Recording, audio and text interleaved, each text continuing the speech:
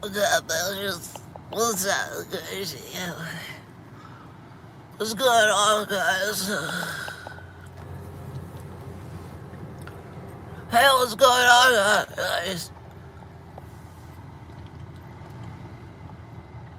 John Lane, Shades Bear, Brick Finger, Free Balling Bear, okay? What's up, guys? Oh, what's up? Hey, Callista. Hey, Callista, I have a request for you. I don't know if you saw the intro to my new animation, but for every new episode, I want to do the intro music for that title page, the title, with a new instrument. So if you ever want to record that intro with the harp, I would totally use it for an intro. It's like 6 seconds long. Digging the new cartoon. Good. For those of you who saw the whole thing, I'm excited about it. I'm excited to improve it, work on more things, dynamics, movements, details. The next client, I believe, is Bill Gates, I think. But the opportunities are endless. I mean, I'm very excited about this. I mean, it's just endless. I mean, out of all the people who anchor it, it's the most unstable one of them all, Jordan Peterson. There's just so many options. I mean, Bill Gates. I mean, Linda can come in. They could be doing some sort of marriage therapy. I'm excited.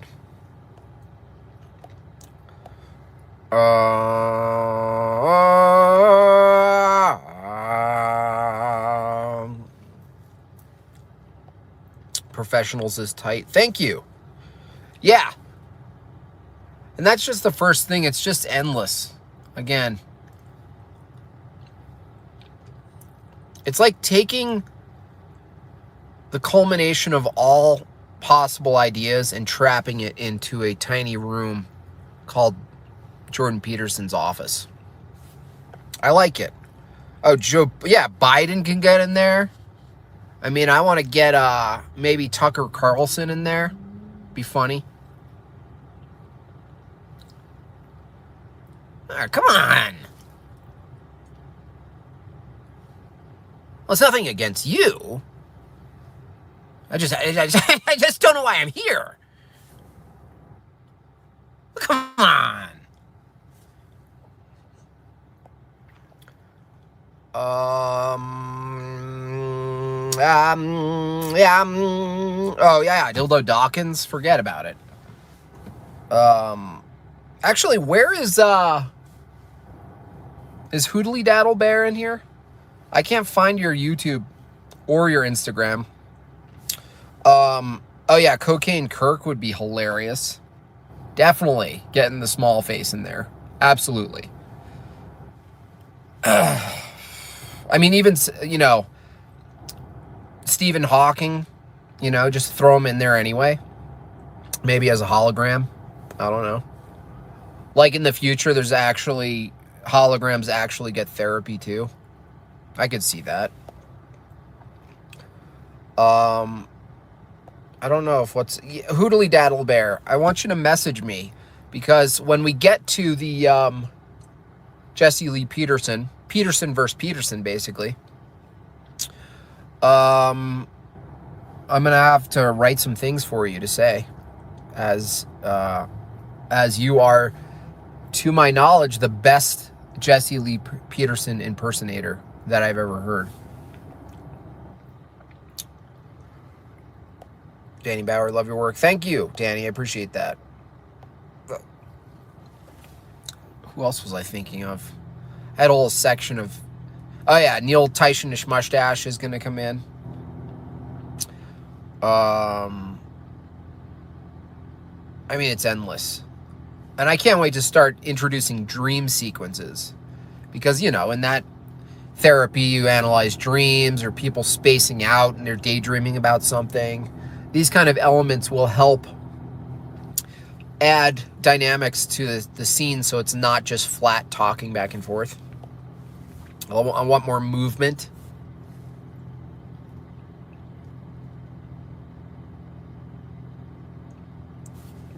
Can't wait for Neil. Yeah, Neil will be fun. Neil will be fun. Got the coof. It's not that bad. More annoying. Yeah, it's basically a flu. I mean, keep in mind that 37 million cases of the flu disappeared overnight. I mean, it's nothing, you know, you lose your smell and have a little cough and get some snot. It's nothing communism can't fix. It's nonsense. It's just the flu. It's just another seasonal, halfway psychologically programmed response. I believe that mass psychogenic illness is way more understood than we imagine. That seasonal bodily toxic excursions are, you could hijack them with narratives and produce a whole variety of mass psychogenic symptoms. I believe that's how powerful people are. That's how, oh yeah, Elon Musk, definitely. That's correct. Oh, Don Pettit too. Absolutely. I mean, it's endless. That's why I'm so excited. Because it's just endless. And I can bring people back.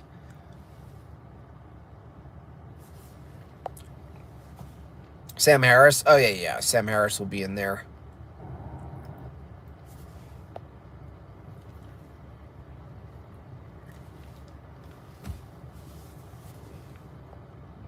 Psychogenic Symptoms is my DJ name. Good.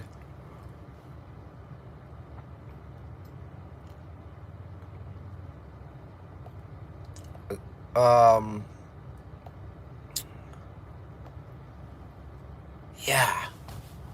Elon Musk for sure.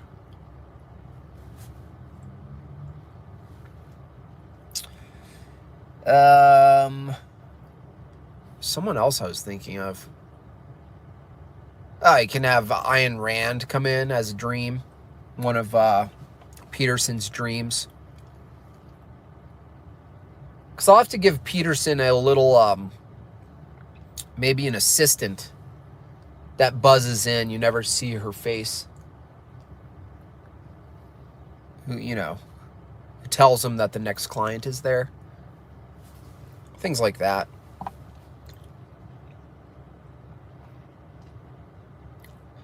Dennis Prager and his dog. Could be. Could be.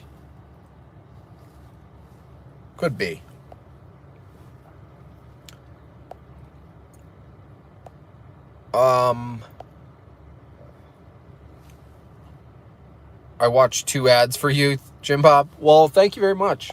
What were they about? I want to know which ads I'm getting. If you had to guess, Infinite Split Da 456, $10. Thank you. If you had to guess, do you think James Kunstler, the modern day debate, is that his name, or is it Kunstler, or is it Coons, or are you just extrapolating on his name and calling him Kunster? Is an undercover flat earther, or is he globe? I don't know. I have not, from my experience of him, he ridicules the flatters. But he's pretty good at not being a total dick. I mean, I could tell he's partial. But who knows? I don't think he really listens to the arguments. Dentist ads? Oh, that's good, at least. You know. That's not too bad. You got a TikTok commercial? Yeah, well, Oh boy.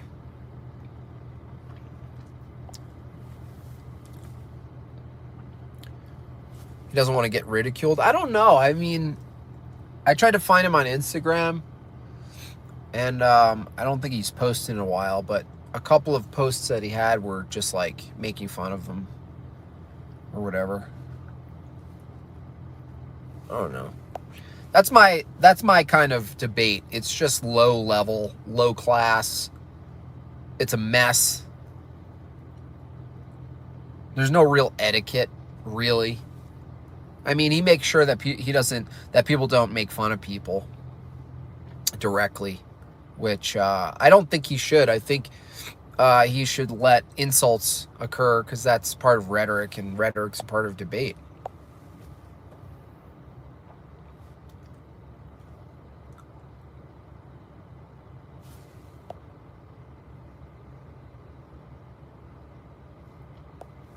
Jim Bob, was that a real picture of Amazing Lucas as a little girl? I think so.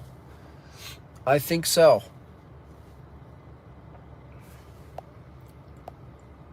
Every once in a while, I'll just go into Amazing Lucas's live stream and just be like, how many abortions did you fund?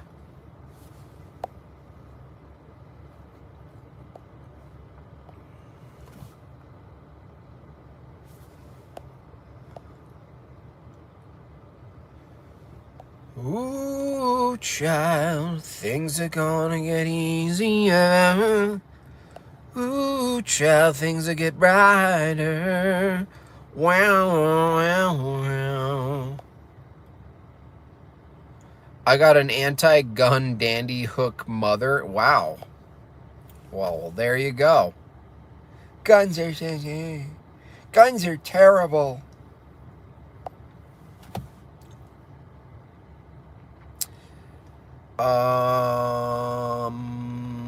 Will the jibber jab be required for banking? I doubt it. I mean, because banking really is nothing without the transactions themselves. So if you can make transactions jabby, then it's not really about the banking. It's not where you store the money. It's about moving it. It's about turning it into value. That's why turning things into physical value ongoingly is really important. Get it out, value. If you're playing some game, some crypto game, get it out, value. Infinity Split, .456, $5, thanks. How do you think the carbon tax system will be rolled out? They'll categorize human beings as an environment, as part of the environment. Or they'll start taxing people in city vicinities as automated cars get rolled out. So the carbon tax, I think, will be parallel with the rollout of larger scale automated cars. And then if you decide you want a car and drive it, then you will get taxed through DMV registration nonsense. It'll just be a single payment when you register your car. That's probably how they'll do it, and it'll just get wasted, and it won't do shit, and it doesn't matter because it's just another scam. 2 Acre North Dakota Bear. Thanks, 2 Acre Bear. Do you think continental drift is real? No, I don't think so. I think everything's connected all the way down to a firm, solid footing all throughout. And then there are splits, I think, like a fractured piece of land. But I don't know. I don't think things are drifting in the water at that scale. I don't think so.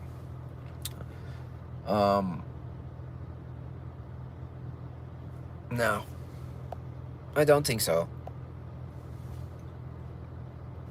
It would be funny if Peterson's assistant was always wearing a mask. Yeah, you didn't even know who it was. It was just a mask and a shield and a syringe sticking out of her arm.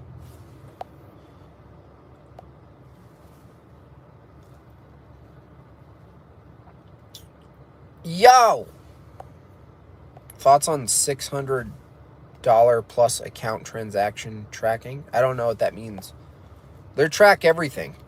$50, $600, I don't know.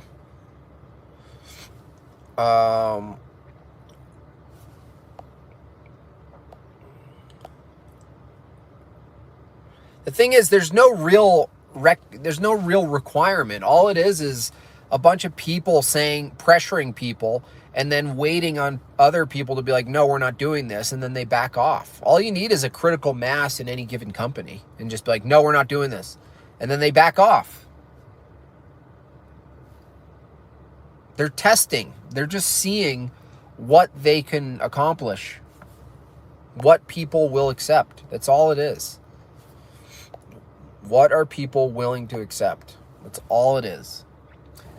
It was like, I went, me and Megan, we went on a family trip, up in the mountains, and there were all her aunts and cousins were going, and they were like, they're super, super about it, super about the narrative. And they were all worried, and they were like, I think, mass texting all of us and they were trying to make sure, everybody, got the jibby jab or was going to wear a mask. And we were both like, no, we're not doing any of that. And we just like straight up said, we're not doing any of it. If that's a problem, we're not going to go. We're not angry. We're just not going to do it. And then they all backed off like nothing happened. It was like the whole thing disappeared. I'm not saying every proponent will be that easy, but I think the general gist is they wait for people to cower down, and then if you really fight back, they don't want to deal with it, so they just go, all right, no, it's not a big deal. Like they start as it's absolutely necessary and the responsible thing to do, then you're like, no, I'm not doing any of it. And you're like, I'm not even gonna go. And then they're like, no, it's okay. It's fine. And that's it. That's all it is. That's like, you just got to try it. You just got to do it. Do you think there's value in participating in local politics? Yeah, I think there's always value in local politics, but politics won't dictate your culture. So it's more important to cultivate the values in your direct vicinity in any way you can. And I'm not saying that's easy, because everything's very atomized now. The labor mobility in this country allows people to jump ship in any given zip code, go to another one, be in their little pocket, their house, and we all like our privacy, and we all like being in our little node of family, and we choose who we want to be with, and it's a very small amount of people. But there's a downside, because anywhere you go, you can just go somewhere else. And so there's no real footing culturally, in which case, politics would be secondary to that. If you had a culture that was super cohesive and really clear on what their values were, the politics would likely just inform that in as opposed to get involved, like get in the, the local areas and speak your mind and stuff. The local government you can't rely on them to create and maintain your culture, and have, the reality doesn't reflect policy or some bureaucratic noobs who get voted in for whatever amount of time. It has to be from the bottom up, and it's longer. It's like a longer process. But, it's important to especially know what's going on, like in your school systems, know when to fight back, know how to fight back, know who to talk to, get intel from people, because knowing people who are in certain positions, something might come down the pipeline narrative wise, and it might be totally incorrect, and you might be able to, because you know someone, sheriff, the councilman, the principal of the school, what have you, you might be able to actually get further insight on what's going on, and they can give you foresight on how to play it out. So you're not just like acting in the dark, you know?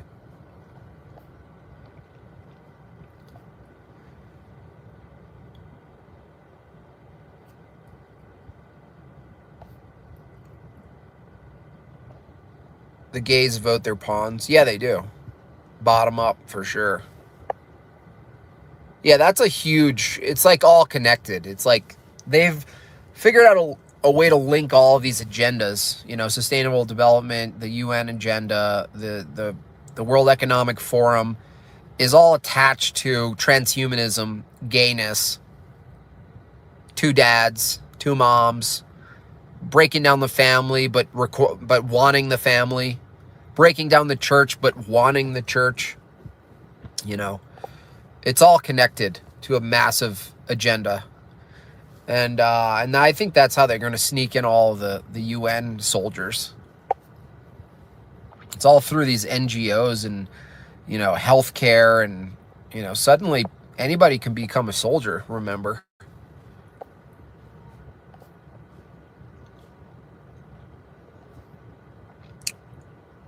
Hello, amigo. How are you feeling? Good. I'm just getting the last bits of my toxins out of my body.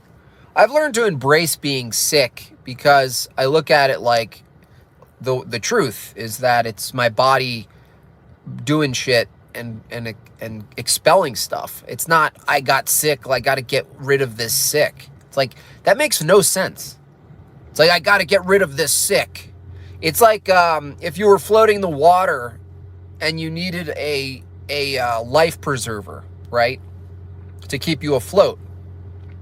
And you're like, I can't wait to get rid of this life preserver. It's like, why would you, if sickness is to your body staying afloat, the response is your body staying afloat, as a buoy or a life preserver is to treading water.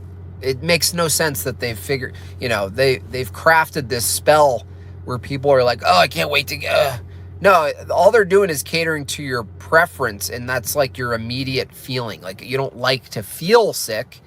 It's not pleasant. Well, neither are growing pains. You know? Neither is like tribulation, turbulence, shifts in activity. It's uncomfortable. But this idea, like, you should get rid of it or avoid it is just more, it's just sterilizing people. It's just creating fragile little people. Little people.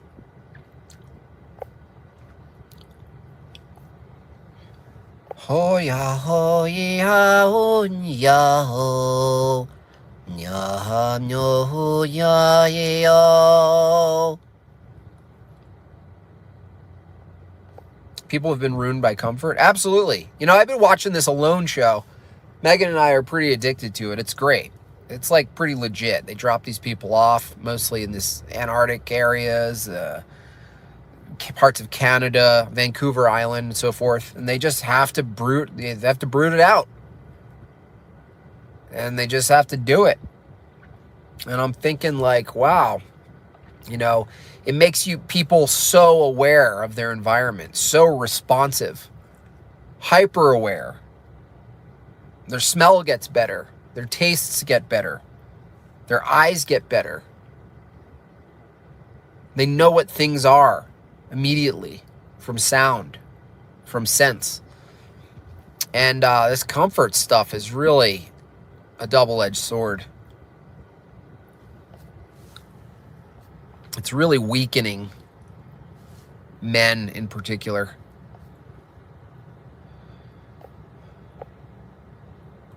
I don't think they have an agenda collectively. Massive amount of individuals who are taking advantage of a weak. Well, there's all sorts of people taking advantage. I look at it like a giant beached whale. Like the pandemic paradigm itself is like a massive opportunity for a lot of different people in a lot of different fields. But it's irrefutable that the UN, the World Economic Forum, sustainable development, these policies, growing smart, the smart city initiative, they're all in one boat, and this pandemic is crafted, the paradigm is crafted within those structures.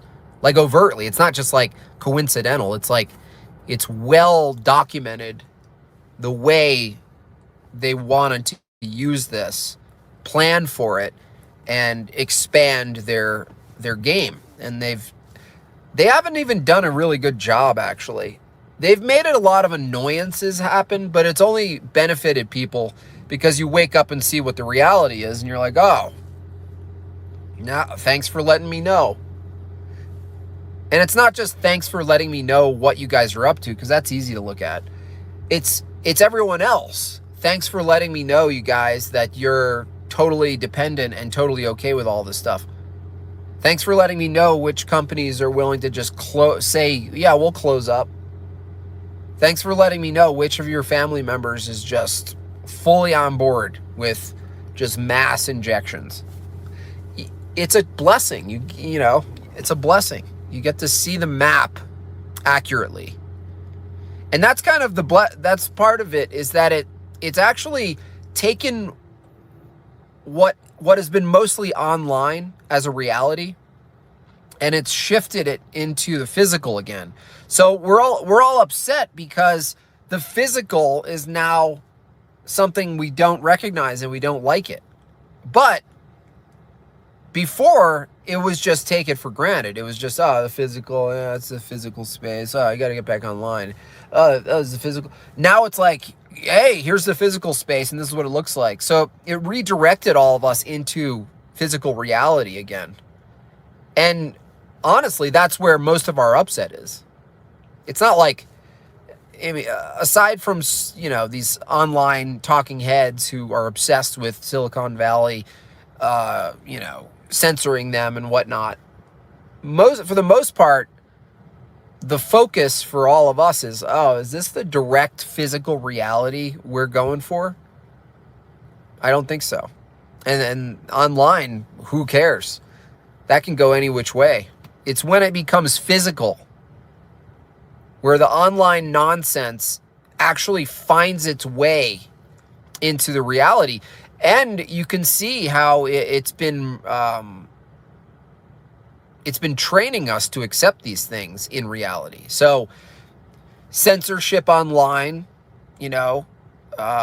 all of the nonsense we've been dealing with for the last 10 years online, the kind of like one thing that's pretty crazy is that when you're online, you can be anonymous and be very bold. You can have confidence because you're protected.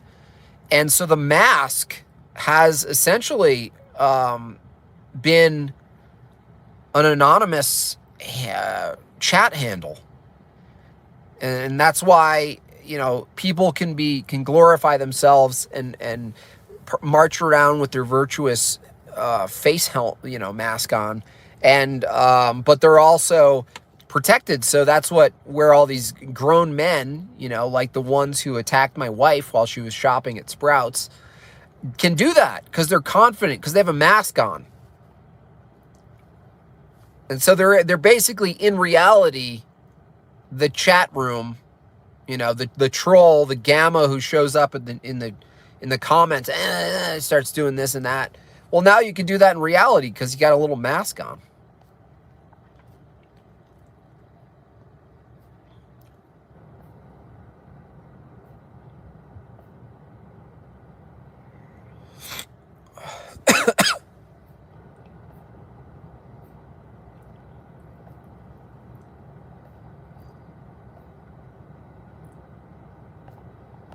Yeah. Howdy. Technology doesn't mesh well with freedom. Well, freedom itself is not like the virtue, because you can have technology, you can have you could have Burning Man without any technology, and it can be a complete degenerate cesspool of bodily fluids. So freedom itself isn't, but to your point, yeah, because technology pushes towards standardization, and standardization starts to line up behaviors into a pragmatic, logistical formation. I mean, it's just natural. You know, it creates structures and it assumes some sort of goal, efficiency, speed, whatever it is, accuracy. Tech aids us, but it doesn't tell us. Tech, just like science, technology can't tell us what we ought to do. Science can't tell you what we ought to do. And so it's left in the utilitarianism is the natural result of choosing technology over something else, some other immaterial value. You know, choosing a technologically enhanced hug over a physical hug. Choosing a Zoom family reunion over a physical family reunion. So, but yeah, it would limit your freedom because it basically says, you know, this tech is built for this. If you utilize it and enhance it and keep enhancing it, it will push, like there's a telos, a direction where it's likely to go, you know. And like Ted Kaczynski said, it's all toward some arbitrary standardization of all things. It doesn't matter what the goal is. It's like standardization can be a lot of things. It could be for a lot of things. You can standardize a lot of things. But what I'm seeing is it's mostly speed, convenience, efficiency, taking the human out of the craft of surviving, taking the human out of depending on themselves to maintain. And it makes you weak. It makes us all weak. Makes us slow, makes our senses dim and dull. It doesn't connect us to the spirit. It shields us from confrontation of other people. All of these things are aspects of vitality. And a lot of these things are actually not comfortable things, so you avoid them. We did a Zoom family Xmas party. It sucks so bad. Yeah, it's really sad.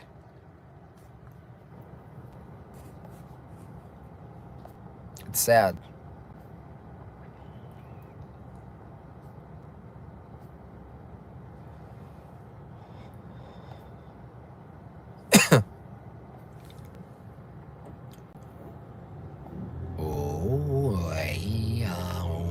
Uncle Ted did have good questions, but he didn't have the best answers. Yeah, he didn't have the spirit. He is the natural man, and the natural man receives not of the Spirit of God. He didn't have any scripture. He didn't have the word. He was just slightly autistic and genius, and he was just like, I mean, he appealed to exactly the paradigm he was fighting against, which is utilitarianism. Utilitarianism must attempt to ground evil in men as a physical item that you can get rid of. So he was like, the technology is getting out of hand. I'm going to go up to Montana. And figure it out. So what am I going to do? I'm going to use technology to build a bomb and blow apart some professor's arms.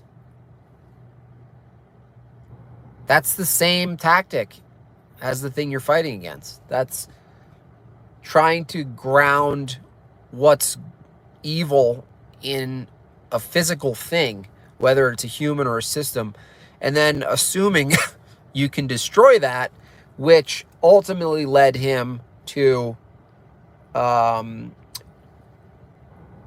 justifying his means by assuming the ends he would reach.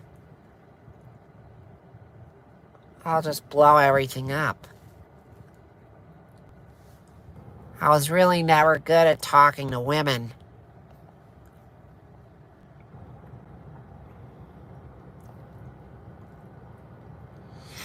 It was possibly as framed.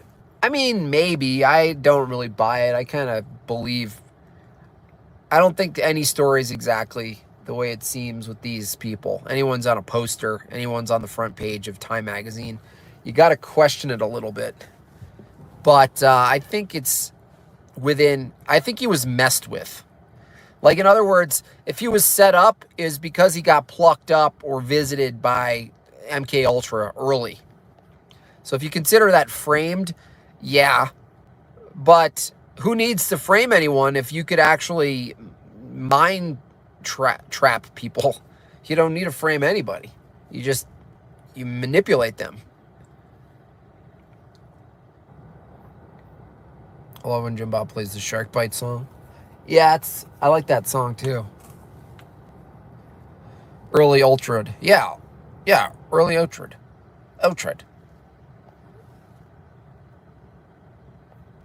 If application of tech isn't practical, it doesn't meet definition of technology.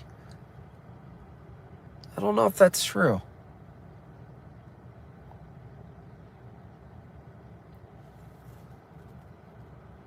I mean, can you make really impractical nonsense and it still be technology? I don't know. It's a good question. Shades Bear, thank you. The media in the UK caused a fuel shortage by reporting a potential fuel... Yeah, it's amazing how they can do that.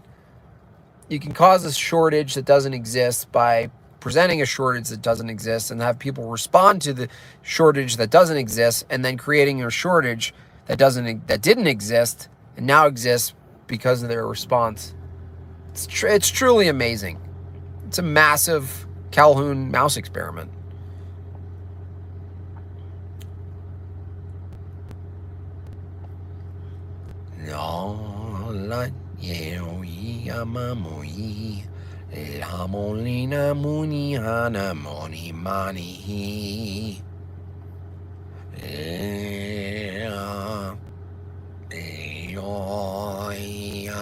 Oh yeah, Ted Kaczynski. He can get out of jail and visit, with a little orange jumper, sitting on the couch. Oh, it's endless. Alex Jones can be sitting there laying.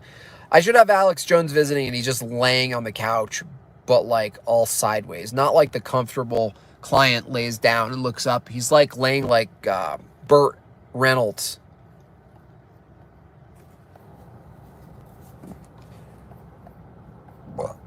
Excuse me.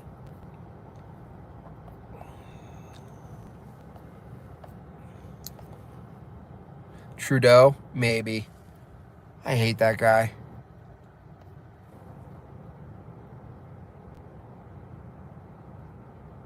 Like, sometimes I'll wake up from a daydream where I just imagine his head rolling. Like in a little market square. Just guillotined. Just head off. Just a daydream, though.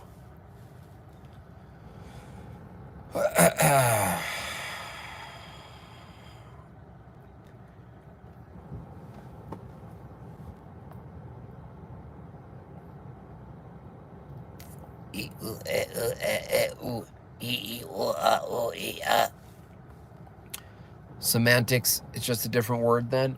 If you're talking about the technology, I don't know if you're talking about that. But now that I think of it, it would just be called shitty technology. Like, oh, that's shitty.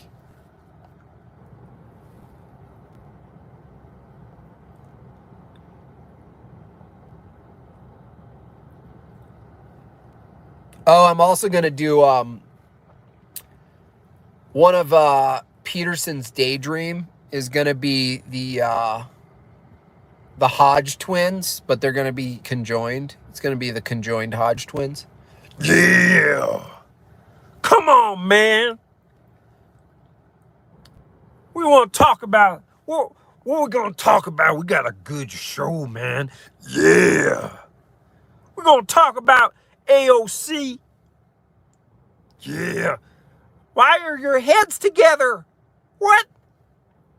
What is going on? What's the matter, man? You never seen people connected head. Come on, yeah. It's like your heads are connected, but you've got one body.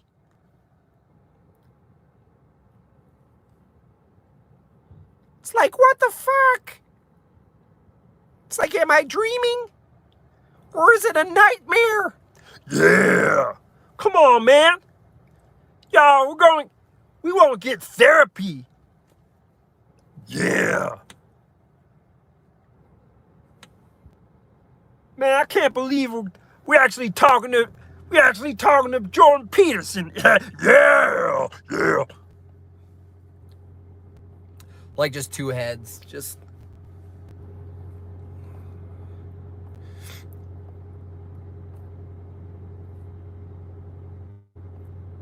Come on, man. Got a good show for you all today.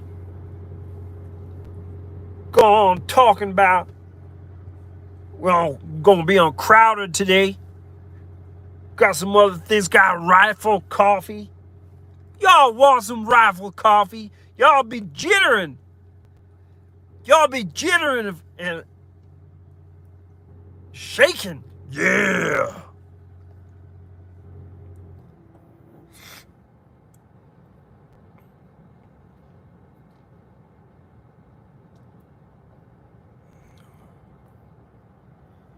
the Hydra twins. Yeah, it's a good idea. Only for a second, though. It's like he had like a weird daydream and he like, wakes up. It's like, whoa. It's like, wow. It's like I don't know what it means. It's like I've heard of them. I don't actually watch what they do, but I've definitely heard of them.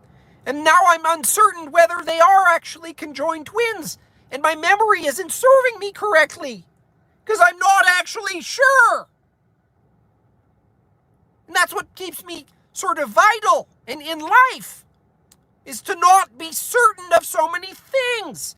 One of those things being whether the Hodge twins are actually conjoined or not. Fuck.